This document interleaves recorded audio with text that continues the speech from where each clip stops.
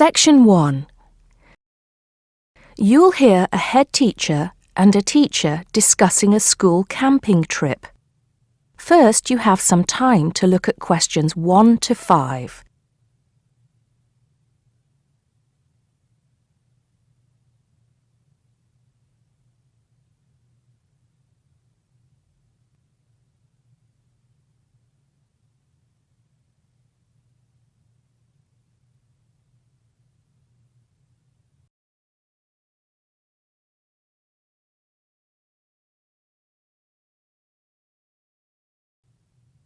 You'll see that there is an example which has been done for you.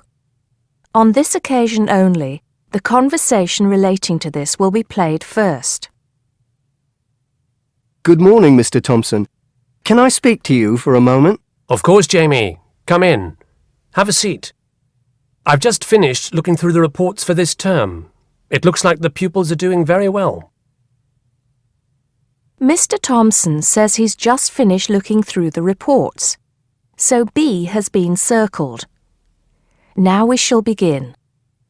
You should answer the questions as you listen because you will not hear the recording a second time. Listen carefully and answer questions 1 to 5. Good morning, Mr. Thompson. Can I speak to you for a moment? Of course, Jamie. Come in. Have a seat. I've just finished looking through the reports for this term. It looks like the pupils are doing very well. Yes, I think they are. It's all going fine. So, Jamie, what's on your mind? Well, I've been thinking about next month's camping trip, the one for Year 10. Yes, we've got it scheduled for the 23rd to the 26th, if I'm not mistaken. Actually, I think it's the 24th to the 27th. Let's just check. Oh, right. Yes, you're right. So... Well, I've been thinking about how we might possibly make this year's event even better than last year's. Not that last year's wasn't great, but... Suggestions for improvement are always welcome, Jamie. So, what have you been thinking about? Well, to tell the truth, I wasn't completely happy with the camp we used last year. It was rather small, and I didn't feel that the grounds were particularly well kept. Go on. I did some searching, and I think I found the perfect spot. It's called Shepton Meadows, and... Is that the campsite in the Lake District? No, actually it's just outside Carlisle. It's a huge site, and it's on a lovely lake, Lake Brant, I believe it's called. Half the site is forested, and the rest, the actual camping area, is grassy. For kids that rarely get to see anything more than concrete, it's ideal. And the facilities are amazing. There's a basketball court, a large pool, and a football pitch. There are well-marked trails through the forest for hiking, and the lake is there for swimming and other water sports. I believe there's even a lifeguard service. That sounds like it might suit our purposes perfectly. Did you happen to find out about availability and cost? Yes, as a matter of fact, I did. I called them yesterday evening, and there are plenty of spots available. And because we're a non-profit organisation, they said they would give me a reduction in the price. If I remember correctly, we paid £5 a head last year. Yes, per night, right? Yes, each child paid £10 for the 2 nights. Well, at this campsite, it's only £4 per night. And they told me that if we had over 50 children, which we do, they could give us a further 10% off. That's very reasonable, isn't it? Well, from what you've told me, I think we should probably go ahead and book. Excellent. I'm sure the children will love it. I'm sure they will.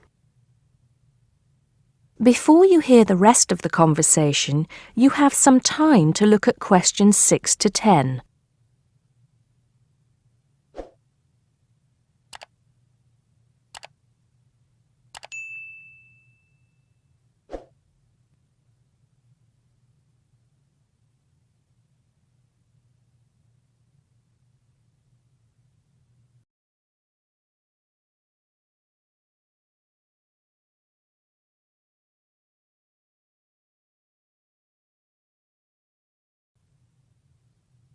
Now listen and answer questions 6 to 10.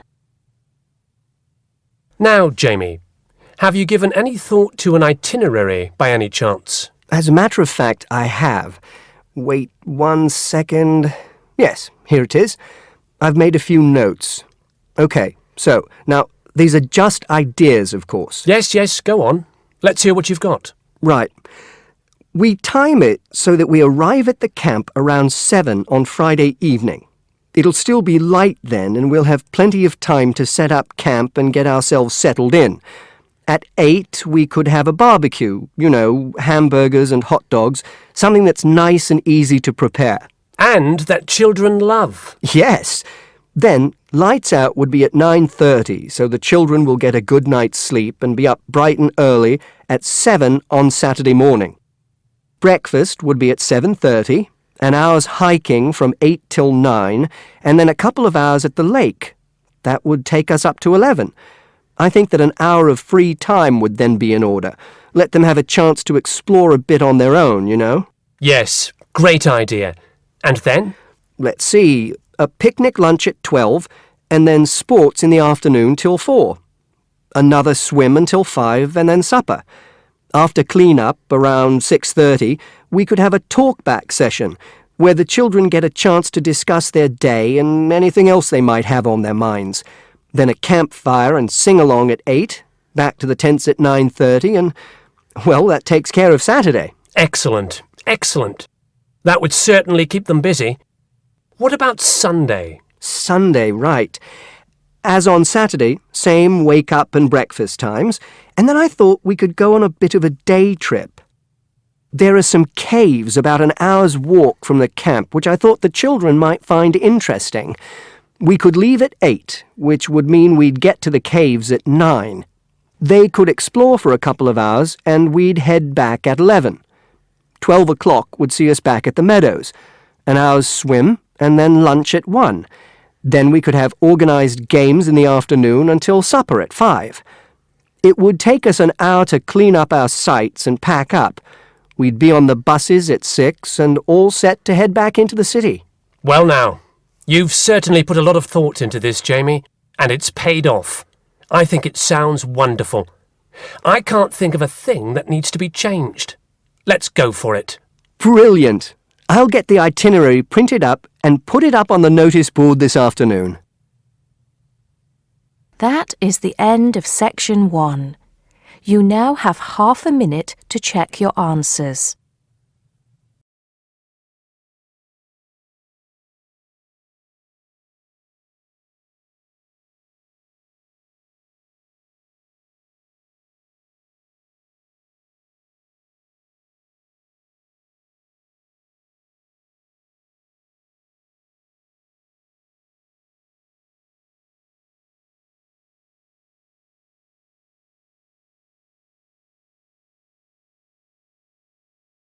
Now turn to Section 2.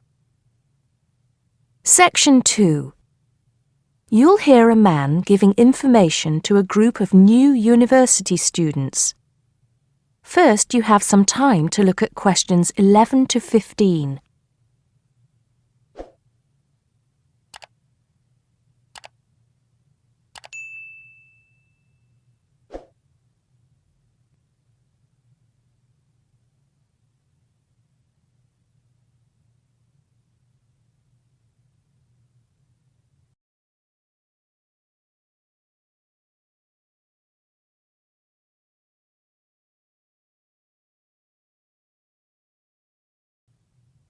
Now listen carefully and answer questions 11 to 15.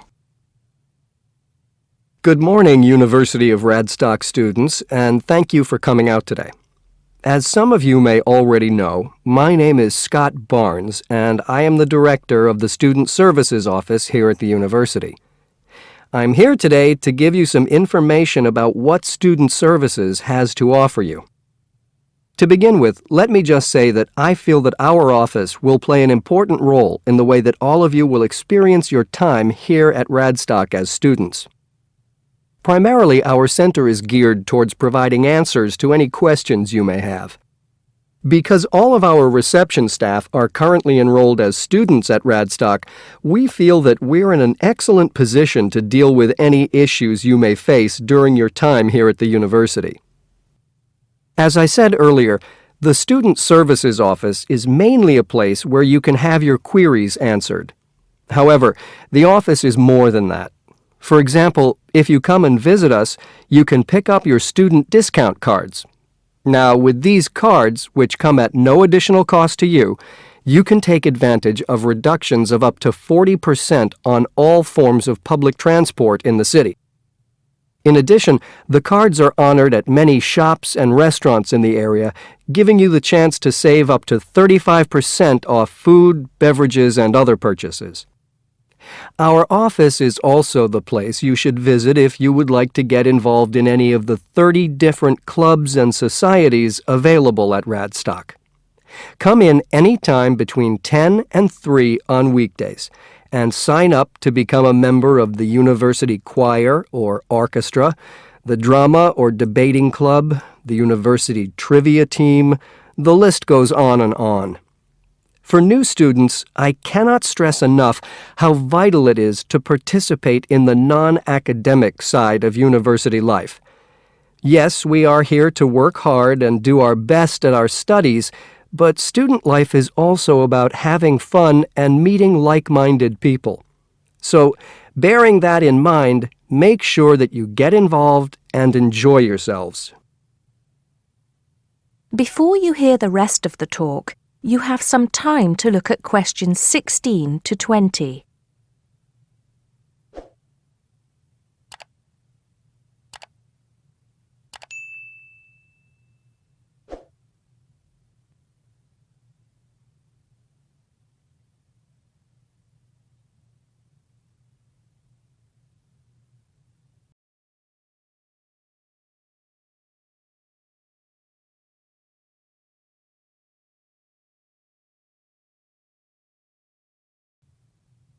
Now listen and answer questions 16 to 20.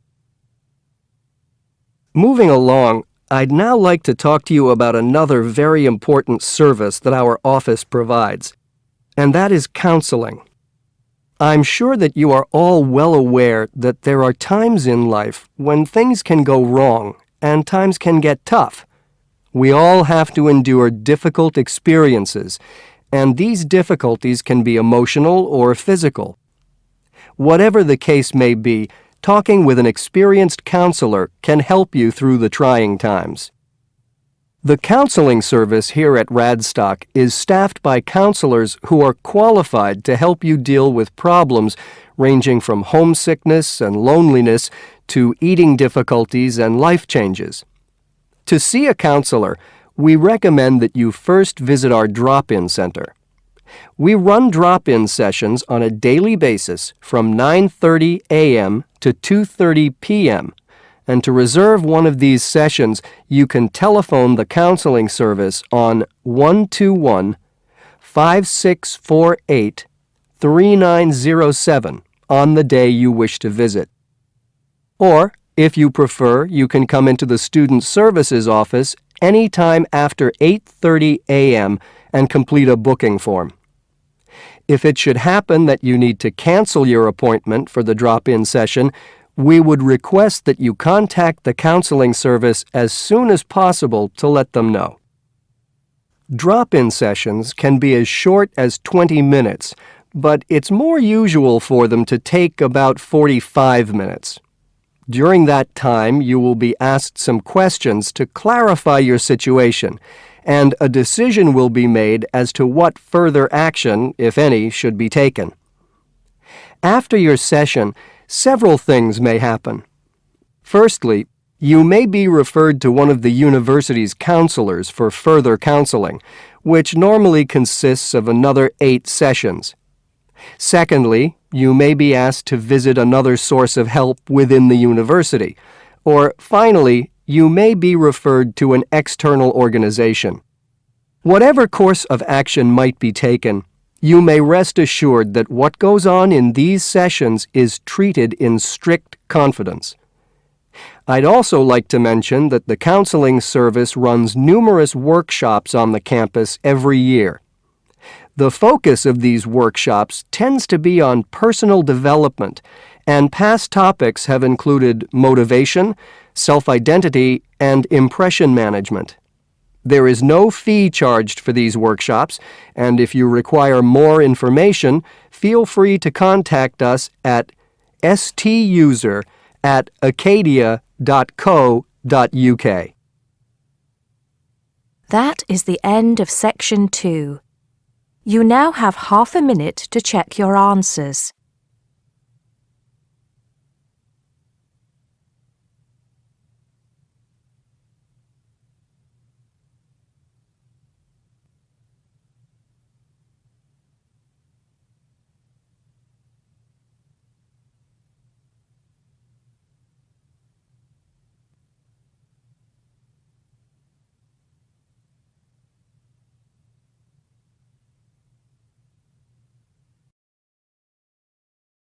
Now turn to Section 3. Section 3. You'll hear a tutor and a student talking about the history of the scientific method. First, you have some time to look at questions 21 to 25.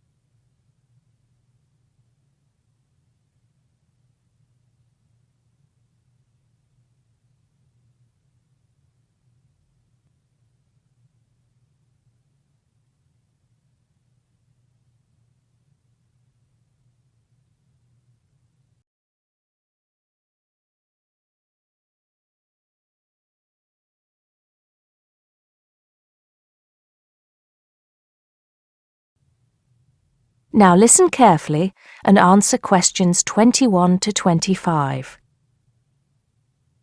Hello, Simon. Come in. Take a seat.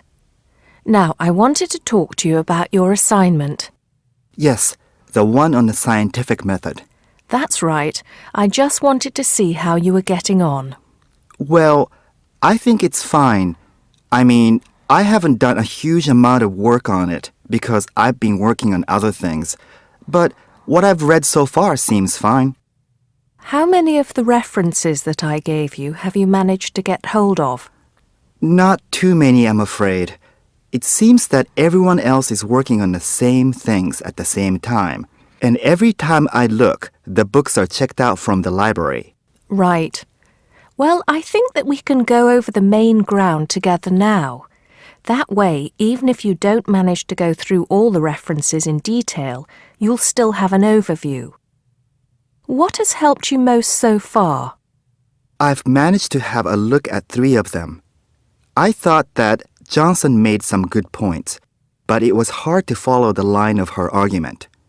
Bradman was simple and straightforward, and I felt as if I got a lot out of that. I wish I could say the same for Whittaker. To be honest, I didn't get very far with that. Okay, that's more or less what I'd expect. So tell me, what have you learned so far about the role of the Egyptians and the Babylonians? Yes. Well, there's evidence that the basic components of the scientific method, examination, diagnosis, treatment, and prognosis, were being used in the early 1600s BC, especially in the treatment of certain illness. Good. Yes, that's right. And the point, of course, is that that represented a considerable advance over relatively simple, non-empirical approaches, which usually attributed anything unknown to the actions of the gods, etc. Of course, the Egyptians and Babylonians did this as well, but what we see emerging here is a willingness to base opinion on systematic study of the real world, which is at the root of the scientific method. I see. Right, yes. And then that reappears later. Yes, although don't get carried away with the idea that it was a simple process of development. By the time we get to ancient Greece, let's take the period towards the middle of the 5th century BC, the rules governing the scientific method were practiced on a widespread scale, but there were still many people who believed that real truth could only be acquired by pure rational thought. Plato, of course, had a great influence on the development of the scientific method during this period. Through his academy. That's right. But then, as we know, a great deal of understanding of the scientific method disappeared as the old world order collapsed.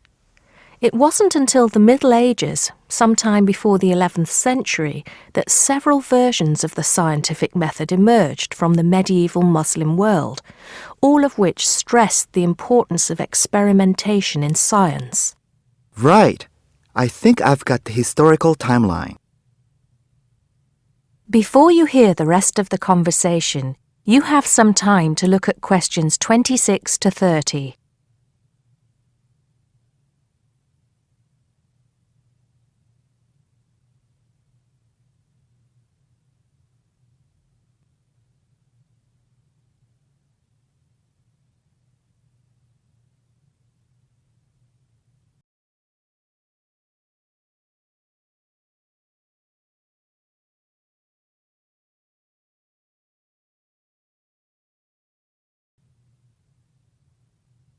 Now listen and answer questions 26 to 30.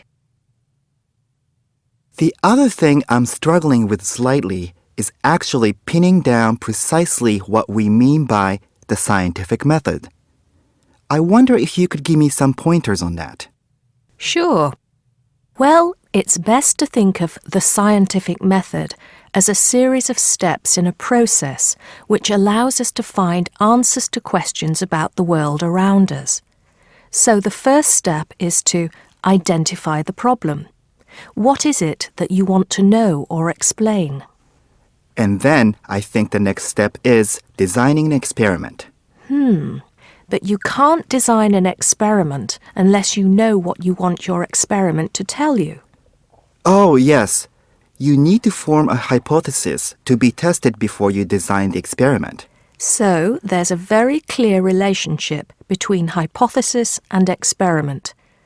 Having designed the experiment, then of course you go on to carry out the experiment. The particular procedure you follow, the protocol, will differ from experiment to experiment, but the underlying principle is the same. You analyze the data from the experiment in order to confirm or disprove your hypothesis. Assuming the experiment is accurate. Oh yes, if there's anything unusual about the data, or if the results are at all surprising, then you need to ask yourself whether the experiment could be flawed and whether the data could be unreliable.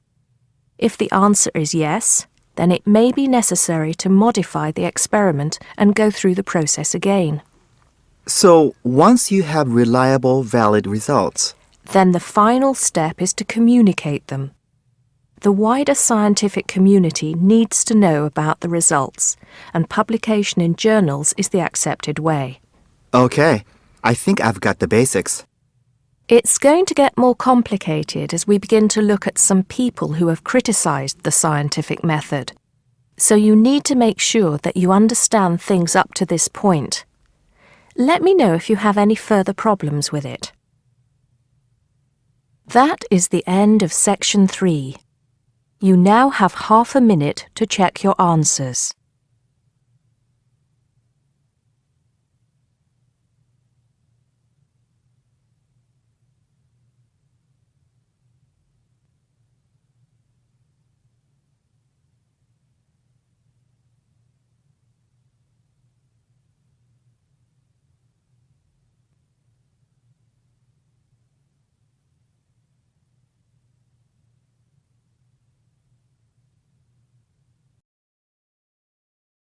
Now turn to section 4.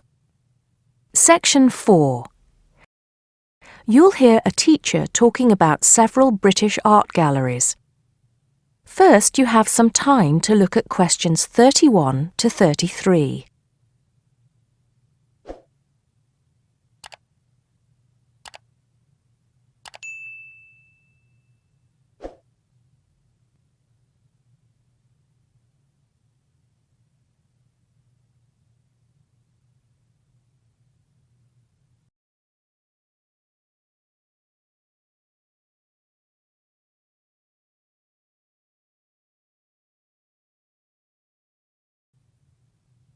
Now listen carefully and answer questions 31 to 33.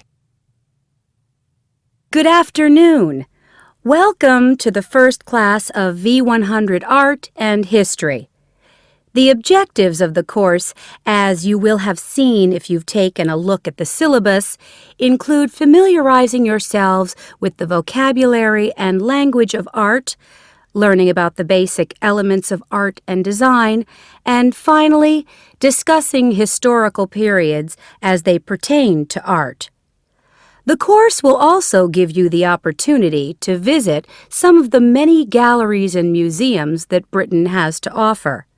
So, having said that, I'd like to spend the rest of today's class talking about 4 of the more important galleries that we will be visiting in the coming year.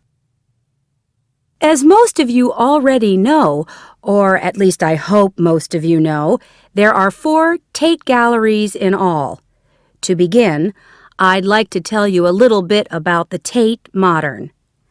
Tate Modern is located in a very busy part of London called the South Bank. It's close to 2 world-renowned tourist attractions, St. Paul's Cathedral and Shakespeare's Globe Theatre. Now, interestingly enough, Tate Modern is housed in what was a power station, built in several stages between 1947 and 1963. It was closed down in 1981 and reopened as a gallery in the year 2000.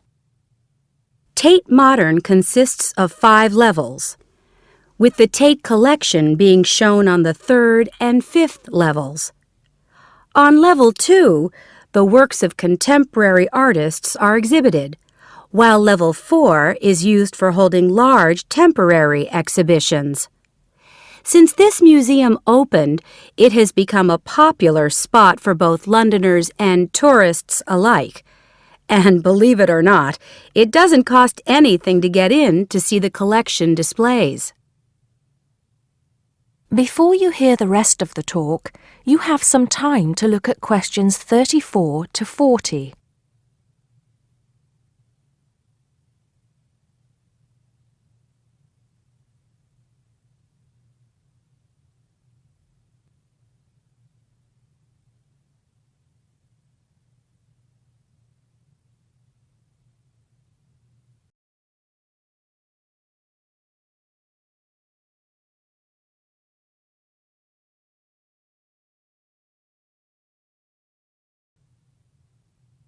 Now listen and answer questions 34 to 40. Now, the second gallery I'd like to talk about is Tate St. Ives, which is in Cornwall. It was built on the site of a gasworks, and it overlooks Porthmeor Beach. Tate St. Ives is housed in a 3-story building that was designed by the architects Evans and Shalliff. It was established in 1993, 7 years before Tate Modern was opened, and the gallery exhibits the works of modern British artists, including members of the St. Ives School, a group of artists living and working in the area from the 30s onwards. In later lectures, we'll be looking at the work of some of the artists who belong to that group and the ways in which they influenced each other. Okay, am I going too fast for any of you? No? Good. Next, I want to talk about Tate Britain, which is a gorgeous gallery situated right in the heart of Westminster. Tate Britain was the first of the 4 Tate galleries to open, and it was established in 1897. It was built on the site of an old prison, and when it first opened its doors, it was called the National Gallery of British Art. Later, it became known as the Tate Gallery, after the man who founded it, Sir Henry Tate. During its lifetime, Tate Britain has been damaged twice, once by floodwaters from the River Thames, and once by bombings during World War II. This gallery has an interesting range of exhibitions of historic and modern art from 1500 up to the present day. Now, the last gallery I'd like to tell you about is called Tate, Liverpool. It's not hard to figure out where this gallery is located, is it? It was opened in 1988 to exhibit displays from the Tate collection, and it also has a program of temporary exhibitions. Tate, Liverpool is housed in what was once a warehouse, and for some years it was one of the biggest galleries of modern and contemporary art in the UK. Well, that's a brief overview of just a few of the galleries we'll be visiting. I'd like now to look in a little more detail at what you can expect to see in each of these galleries, starting with Tate Britain. That is the end of section 4. You now have half a minute to check your answers.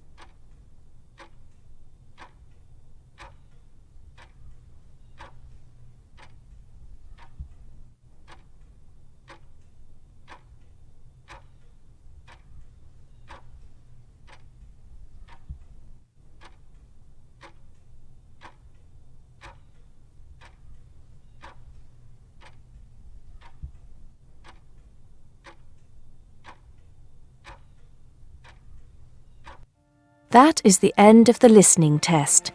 You now have 10 minutes to transfer your answers to the listening answer sheet.